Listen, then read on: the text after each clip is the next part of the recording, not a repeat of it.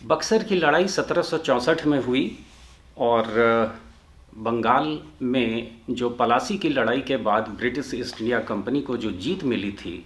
उस पर बक्सर की जीत के बाद मुहर लग गई। हम ये देखते हैं कि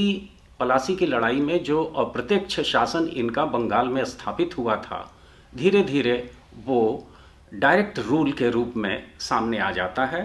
और एक द्वैध शासन या डुअल गवर्नमेंट की शुरुआत होती है। शाह आलम द्वितीय जो मुगल बादशाह थे, उन्होंने बिहार, बंगाल और उड़ीसा की दीवानी ब्रिटिश ईस्ट इंडिया कंपनी को दे दी और इसका मतलब ये था कि बिहार, बंगाल और उड़ीसा से राजस्व की वसूली का सारा जिम्मा अब ईस्ट इंडिया कंपनी के पास था। दूसरा, बंगाल के नवाब जो उस समय नज़्म-ए-दुल्ला थे, उनसे निज़ामत का अधिकार ब्रिटिश ईस्ट इंडिया कंपनी को मिल गया और इन दोनों अधिकार के कारण इन लोगों ने डिप्टी नाजिम मोहम्मद रज़ा खान को नियुक्त किया और उसके बाद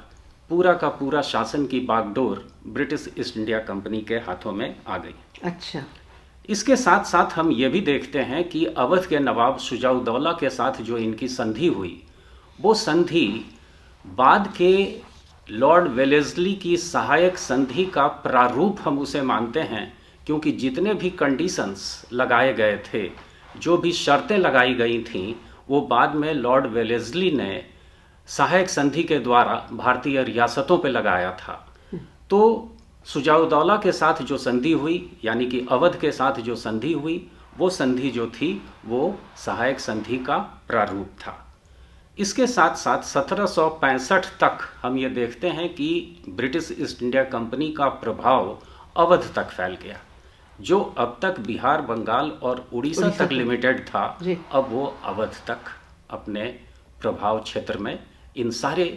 क्षेत्रों को वो ले लिए।